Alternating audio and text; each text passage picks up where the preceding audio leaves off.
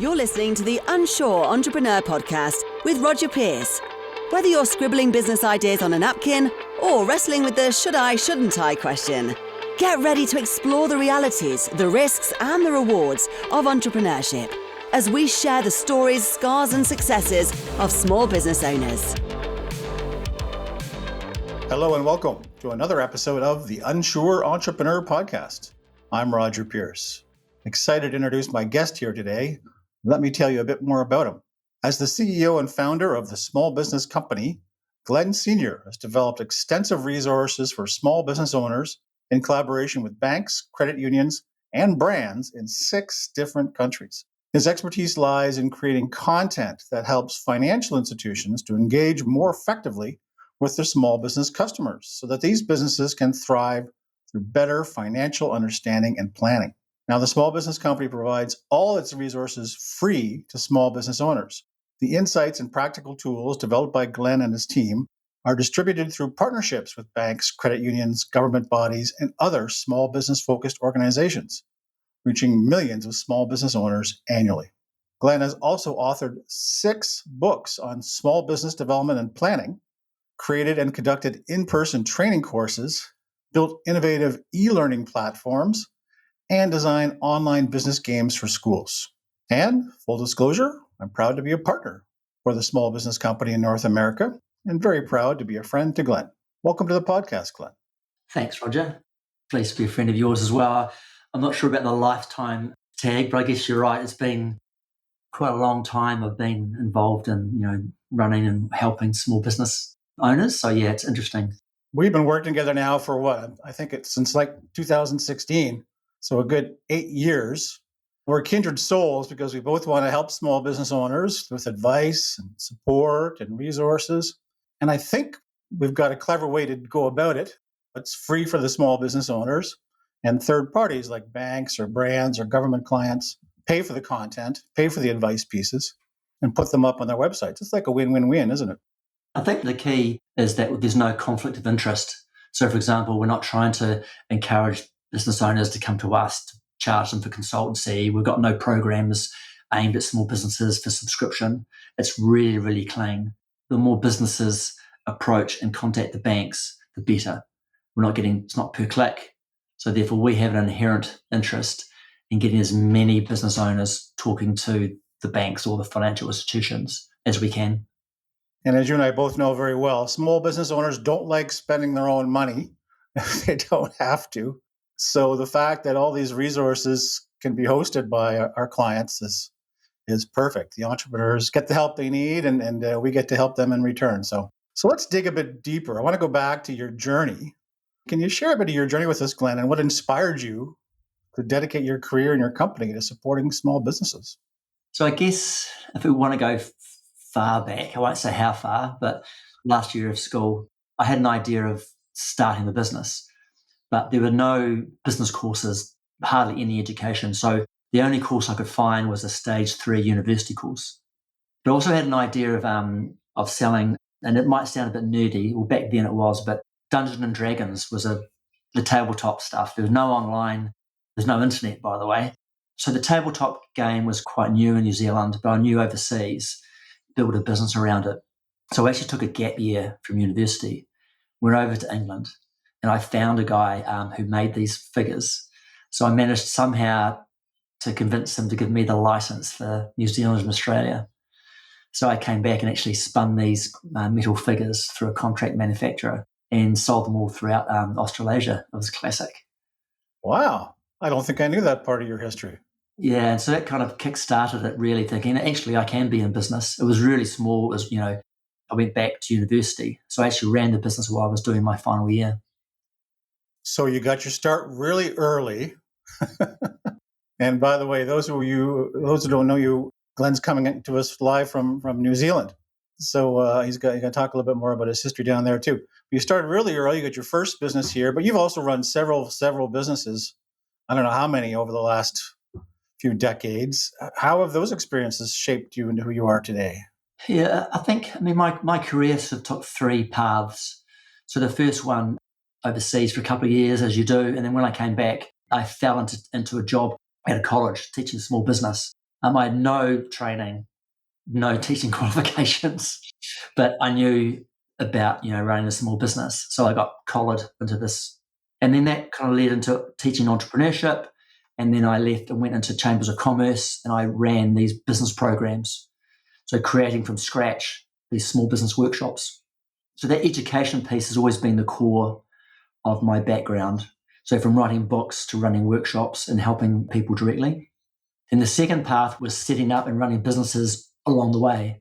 As I mentioned, the university ran a business. So while I was teaching, because you got spare time when you're teaching, and therefore I found I could run other businesses or set them up. So my father had 5 retail stores and photographics. So I helped him out. We had a tiling company, a company called eDigital, which sold creating websites for companies. There was another company that ran venture capital workshops around the country. So I always had these sort of part-time businesses that I was involved in while I was doing the education part. And then the third bit, they kind of merged together when I thought, right, I'm not going to run workshops for other people or do this part-time.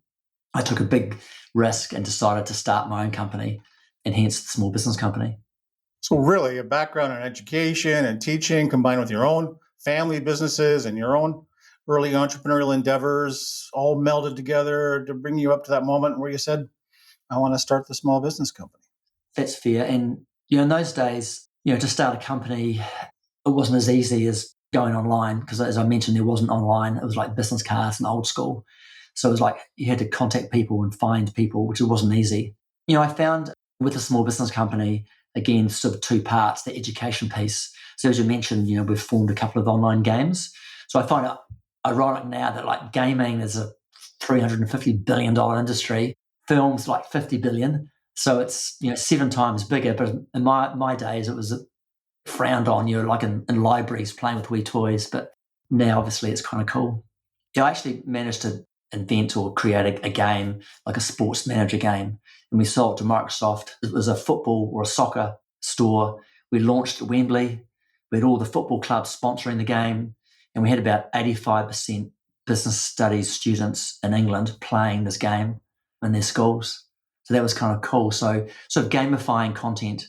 And that's kind of what we try and do now. So all the content or tools or checklists and stuff we create is to try and be as not entertaining, but as easy to consume as possible.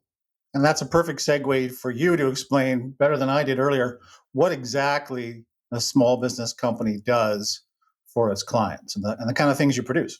Good question. What I normally say to somebody is, who do you bank with? And they go, RBC or Bank of America or somebody. And then I say, well, if you go into those websites and you look under the business section, in there somewhere, there will be like a toolkit or there'll be a resource center, cash flow forecasting. There might be some marketing stuff. There might be some videos. There might be a calculator. So all that content inside their websites, we create and provide them. Let's drill down a bit into the types of content you're producing. Interactive content, there's articles. Can you give me kind of the laundry list of things that clients are buying? Banks and credit unions, to be fair, looking to help their small business customers. I kind of summarize it by having fewer fail and more grow. I guess more startup as well. But if you can get more people wanting to start a business, I find small businesses recession proof. If the economy is going poorly, people lose their jobs and therefore they have to start a business. And if the economy is going well, they quit their job and start a business. So you hardly ever see a drop in small business startups. During COVID, you had the biggest bump in startups on the planet because people are reassessing what they want to do. And may not also be full-time. So there's now, obviously through the internet and online enablement, you can actually run your business while you're still working. Being in that small business industry, I find, has never, ever dropped or fell away. And so banks and institutions have a role to play to make it easy to find out how to start, what legal structure should I have, how does cash flow work, how do I pay my bills, just simple educational content that every business owner should have, and they shouldn't have to go and try and find it. They should be making these basic financial mistakes. That comes in the form of a number of different types of content, articles, how-to articles, that's tried and true, but you've also got templates like a cash flow template, you've got business plan template, marketing plan template. I know you're a big fan of checklists, here's a checklist to help you sell your business kind of thing. Webinars, videos, seminars. You do seminars that banks themselves can go out and present. I know you love your financial calculators and business calculators, which every financial institution should have on their website, right? As a resource for entrepreneurs. To me, part of the fun is the different types of content we get to produce, and banks get to pick and choose what they put on their site. Roger comes from that educational background that still runs through our company. And so the reason why there's so many different types of content is because people learn differently. Some people want to read, some people want to skim, more people want to listen to a podcast, or they want to look at a video. So there's levels of learning, and there's also levels of depth. If I've got a cash flow problem or there's an opportunity to invest in a new product, then I'll skim content to find a heading or a piece that interests me. And then if that piece interests me, I want to deep dive and I want all the information I can find. The breadth of content types is A, for learning styles, and then B, to allow people to skim and then deep dive. And you're a big fan of proper architecture. When I mean that, you don't just let the banks throw these things up ad hoc. It's organized into start, grow, manage your business, even exit your business, isn't it? Yeah. So again, maybe the educational and behind theme is, we call it a curriculum.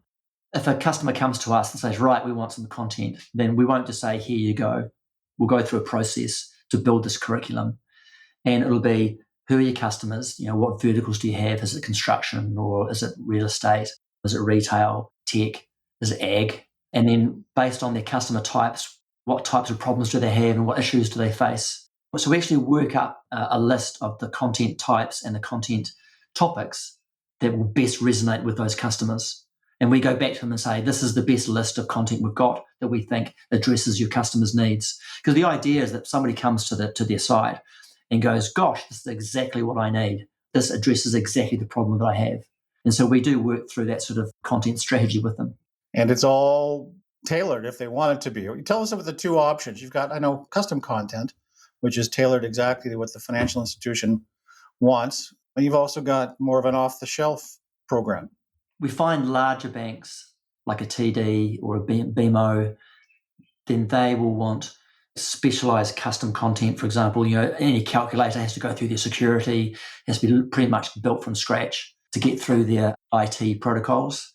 If they have campaigns that are running, then we'll create individual pieces of content to match. For some of the medium to smaller institutions, they may only be one or two people with, 3 inside the whole marketing department. And so they don't have the time, or it's not their mandate to actually create content or go through that depth. So we've got a business content library. It's inexpensive. They subscribe to it. They log in. They can download content. We still customize content for them. We still create some one-off pieces. But primarily, it's a plug and play. They can literally have this whole library of content at their fingertips. Never have to think about content ever again. And then, as you mentioned, the other ones, it'll be quite detailed or brief content, gets signed off, goes through the legal process. There's two kind of options. Glenn, in your own words, let's say I'm a bank or a credit union. Why should I care about doing any content? What's in it for the companies you work with? There's a few reasons. First is bankers are trusted advisors. And in the old days, you'd go along to a banker and go, hey, and you'd talk to them and you'd go into their office. And that's obviously gone now because of online. And if you're not big enough, I find if you don't owe enough money or have enough money, you fall in the middle where they'd rather deal with you online because it's cheaper for them, right? Because businesses no longer have that banker connection, they start to look online and they start to explore other options. So therefore, the danger for an existing bank is that they'll lose those customers at the fringe or the ones that are kind of under the radar. Good example, I was talking to a banker just a few weeks ago and they had a customer that they'd never talked to. Again, they weren't a large borrower and they didn't have large deposits, but they had around about $10 million worth of assets. Asset rich, cash flow poor. They were a customer that they should be looking after because that funding eventually, maybe they want to borrow, maybe they want to start a business, maybe the asset will go into the next generation. So they should be keeping tabs on those people so they kind of fall through the gap. So you can create online content that addresses some of those needs with those gap people, which is primarily 90% of the customer base. So banks tend to go, right, these top 5 high growth, lots of money. Gosh, we can lend them millions and millions. That's awesome. And then you got the bottom 5 that probably the problems. They're going bust. They're at risk. So they tend to focus on the top 5 and the bottom 5. And the 90% that just pay the fees and just don't bother them, that's the ones they just try and leave. And that, to be fair, are the ones that I think institutions should be trying to target, the silent majority, because that's where the opportunity is. You've got people looking after the high-profile ones. You've got people at the bottom trying to resurrect them. That's probably the main reason why I think banks and credit unions should be offering content. And the other one is online and the shift, and the other discussions around conversations. So if you're a banker or a relationship manager and you go, hey, do you want to borrow some money? Or hey, have you got money to deposit? Or hey, we've got a new credit card. They just talk about product. And so the challenge is, how do you get the front line to have a wider conversation? Hey, what's happening in the next couple of years? We've got some planning tools. Hey, we've got an end of year checklist. The end of the year is coming up. Here's some information to maybe try and pay a little bit less tax. Are you claiming everything you need? So that sort of, more friendly and helpful content and conversations rather than just product. Educate, then sell. Yeah, and it's interesting. If you look at a bank website or a credit union, bet you $1 million, right? It's like product, credit cards, deposits. The drop down from the top of the nav. If you go business banking, credit cards, loans, deposits, right? All these sort of products. And you can correct me if I'm wrong here, but nobody borrows money for fun. It's not, oh, great, I'll go borrow some money and chuck it under my pillow. Nobody wants a credit card. They actually want the credit card so they can pay online or they can defer payments. So it's deferring payments and enabling is the benefit. Borrowing money actually is not, it's not the money. It's I want to then buy some equipment, or I need it for working capital, or I've got a new opportunity and I need to scale up. In my view, that's the information that should be on the website. What you use the money for, not necessarily the money. You could go to a website from a financial institution and it just has a big search bar that says, how can we help you? And from that search, then it pulls down into product. So banks get around the wrong way sometimes. No, great idea. Like we were saying, educate and then sell. It can't just all be product. When you've also got a talent for weaving together content, advice content with products. I won't go too far down that rabbit hole, but there's a science to it. There's an approach that makes it work. So you can do both, right? You can educate and you can introduce your products and services. Correct. Business, again, apart from not borrowing money for fun, but small business owners don't tend to think about banks like at 2 a.m. when they're waking up. If they could get through again at 90% without ever talking to their bank and just pay their fees and build their business and get their kids into school and then all those things, that's what they worry about. And then if they get a letter from the bank, it's like, oh no, the bank wants to get hold of me. What's gone wrong? Like, it's either bad news normally. The opportunity is to change that mindset around. Banks, in my view, should be thinking, what is waking our customers up at 2 a.m? What are they sweating about and nervous about? And it's not, do they need another credit card? In the business sense, it's, I've got a cash flow problem coming up. I've got an opportunity that I can't fund and my equipment's obsolete. I've got problems with employees. I mean, if you go wider away from financial, my employees are fighting. My best staff members just quit. A competitor's set up opposite me. My suppliers are increasing their costs. Customers are wanting discounts. They are the problems that really keep people awake. And that's the content that we provide. So for all those issues around small business concerns, you'll find that they are our topics.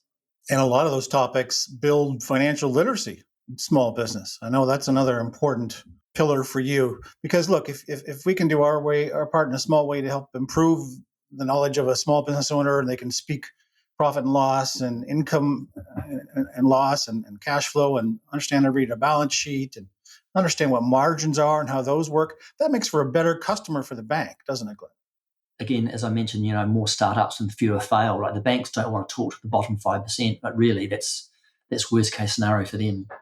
It just creates a massive issue for them. I think, again, that 90%, if they can get that 90% to be a better business, that 90% increases sales by just 10% and lowers the operating costs by 10% or work 10% smarter, then that's going to create more transactional work. It's going to mean that their businesses could have across their whole customer base another $1 billion worth of savings, which is money they would invest for deposits, which the bank can then lend out. So if all their customers do slightly better, there's more transactions. Imagine if there's 10% more transaction fees across their whole customer base, and that's huge. It's not that much for a small business to go up 10%. I'd imagine if a bank increases their fees by 2%, they'd be ecstatic. So yeah, it's a win-win. It's a win-win. And the last reason I'll say before we move on, but it's acquisition costs. It's customer acquisition, right? Content engages small business customers, your existing customers and new customers. We've got 582 million entrepreneurs in the world. And let's be honest, banks and credit unions would like some more of them. And content, no one comes around for the credit card necessarily because it's such a great offer. They come in for the advice about how to manage that credit card, which you can help provide. Correct. And the other danger or threat is the non-traditional banks getting into this game. So you wait until Tesla dollars come out, or Amazon, obviously, the four horsemen of the apocalypse, from Google to Apple and Facebook. So there's no reason why they won't, well, they already do, lend money to small businesses, and that's the biggest threat. So I go to quite a few conferences, and most of them are worried about the Jeff Bezoses in the world not back across the road. So that's the biggest threat. If they don't start playing in this sort of online space, and doesn't always have to be. I mean, I know their products can be traditional, and like in the US, there's 10,000 banks, and you've got small local community banks. They might have 10 branches. They're embedded in the community. The employees are embedded.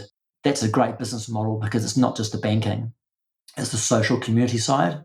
So weirdly, they probably have less of a risk, or maybe they'd be bought out, than sort of the medium-sized banks that don't have that local loyalty. So yeah, it's a big risk. And I think as digital wallets, I'm not sure about Bitcoin. Not sure I should mention Bitcoin, but here's the weird thing. Money is just made up, right? Like currency is just it doesn't really exist. I mean, the old days when it was linked to, bits of silver and gold, but now it's just all digital and there's no gold standard. So currencies fluctuate globally and it's trust. So you take a $20 note, or maybe not even a note these days, to your phone, and you buy something worth $20. I mean, that just comes off your bank account, which is digital, into their bank account, which is digital. There's a huge trust element. If that fails, the whole global economy, goes down the googler. A currency, in my view, has to be two things. And this is my point about Bitcoin. You can replay this in years to come if I'm wrong, but A, it needs to be stable.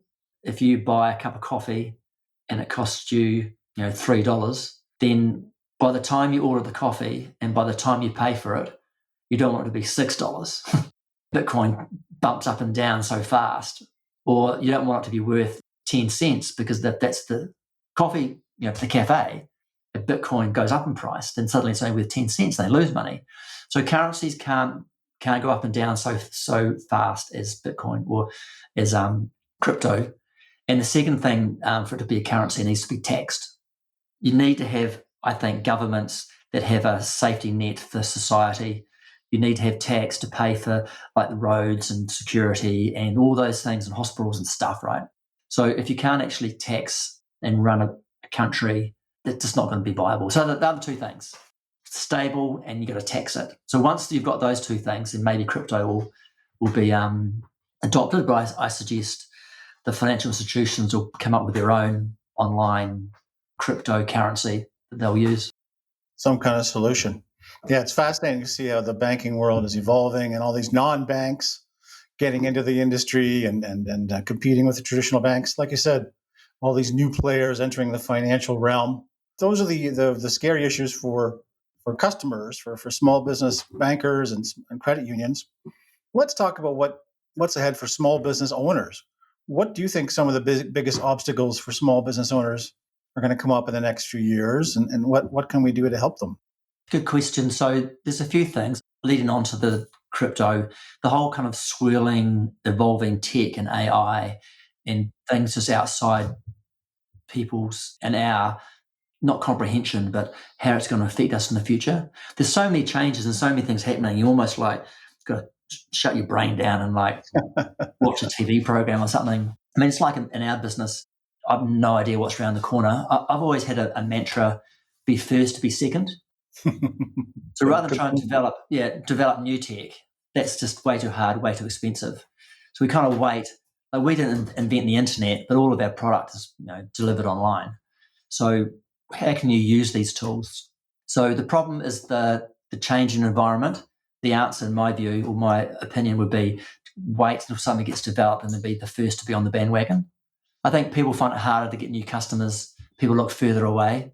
There's so many more options. You can order literally anything online. I mean, the death of retail in malls. You go into some of the malls in the US and Canada, and even here in New Zealand, they're half empty. There's tumbleweeds blowing down the middle.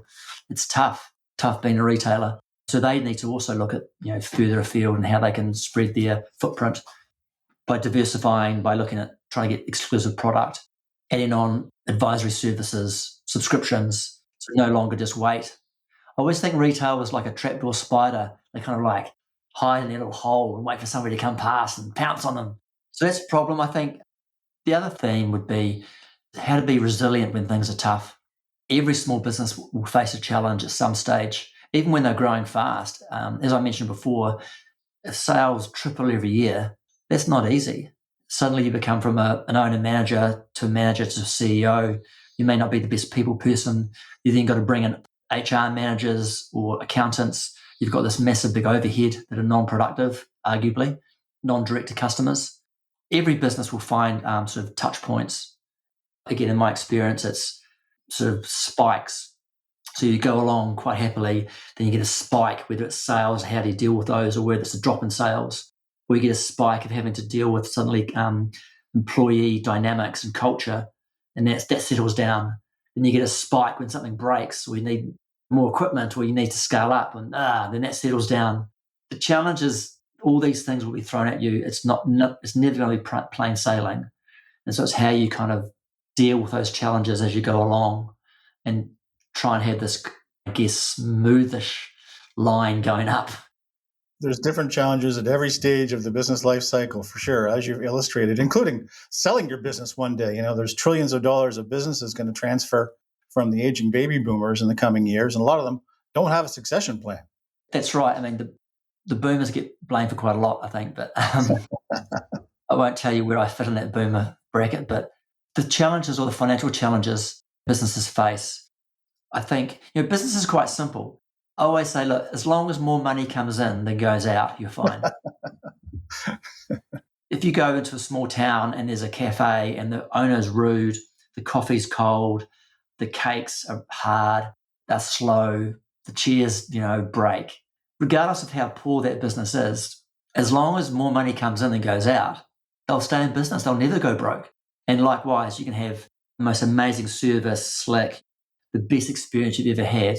But if their overhead is higher than their monthly revenue, they won't survive. So it's a very, very simple game, I believe.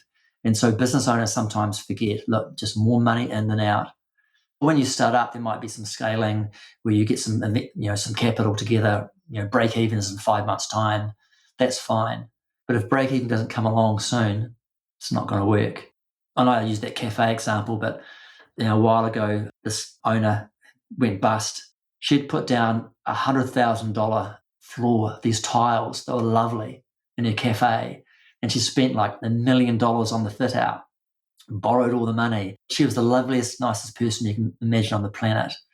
But when you went through the overhead and the way she was buying things, she was never going to break even. And she didn't realize that there's only so many people that come into a cafe. That's actually maybe another point about capacity.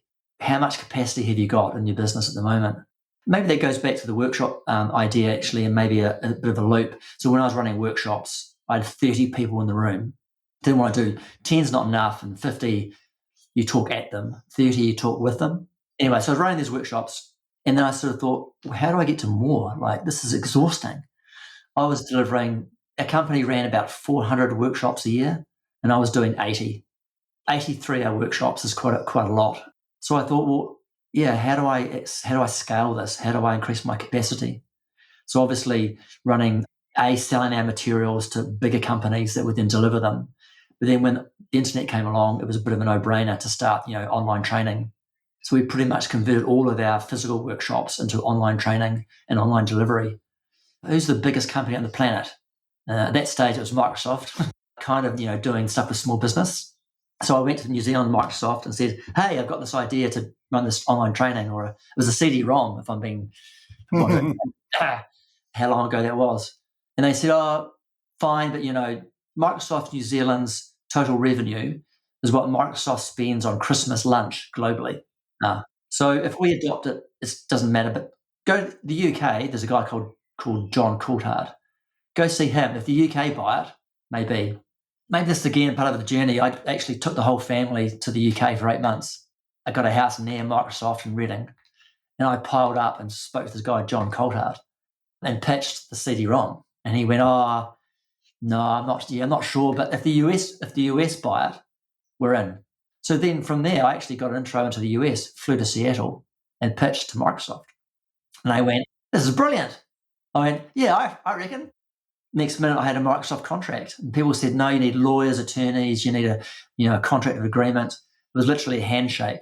And so next minute, we had 6 people from the UK fly out from New Zealand and in 2 weeks, and we literally pressure cooked the CD and created this resource that went through 8 countries.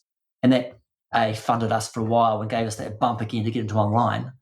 But it's just an example of following where the money is. So maybe serendipitous that, I just found the person in New Zealand, but I followed that trail. Same with banking. Actually, this is a funny story. A guy I went to school with who I didn't like particularly. I saw him in the airport, and he happened to be working at a bank. Hey, we've got this CD-ROM that Lloyds Bank have developed. Can you make us one? And so I got a copy, and it was really complicated. And I said, this looks like it's been developed by a rocket scientist. And he went, yeah, it was a rocket scientist. Yeah, I can tell. Anyway, so we recreated that, and then that got us into a New Zealand bank. And then I went, oh, banks, of course, they've got lots of small business customers.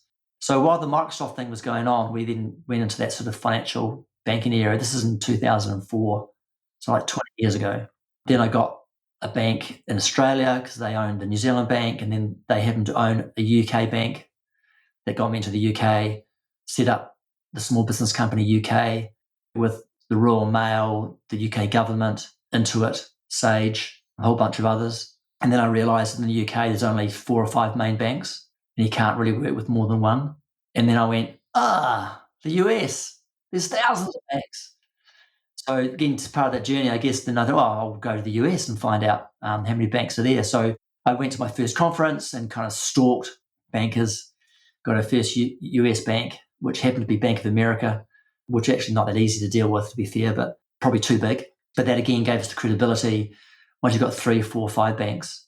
So pretty much one bank at a time, and the next bank is how we kind of grew. So kind of morphed. But again, going back to what I said earlier, it's kind of following the money. Where was the opportunity? And that's where we are now. We've got all these banks throughout North America, as I mentioned, 6 different countries. But I call it like same joke, different client. Or different audience. It's small business education. It's good, honest content. It's practical. It aligns to what the business needs are and what their problems are, what they do when they wake up at 2 a.m. And so we just deliver it differently, from me talking to somebody one-on-one or doing a workshop to now being global, which is pretty cool. What a fascinating story. Thank you for sharing that. Such a progression from country to country, size of client. I love hearing all of it. Got to wind things down. One last little quick question for you. What do you care so much about small business owners, Glenn? Yeah, it's interesting. I guess somebody asked me, did you get into the whole small business education market because of your dad? Because he ran his own business. And I kind of went, never thought about that. But I guess, having, my dad being in business, maybe the confidence that it was possible to run your own company. And then I think, I was cycling around Europe when I was 20, and I just thought, I want to get back and actually start, running small business workshops, because I'd done that through university, and I kind of knew I had a bit of an insight, I guess. And then starting up my own businesses, and just while I was doing the education piece, a friend come to me, I'm thinking of quitting my job. Good idea. And then they kind of like hesitate, or they're not sure. And this works every time. I put my hand on their shoulder and I say, I give you permission to quit your job and start your business. And then a relief. Okay.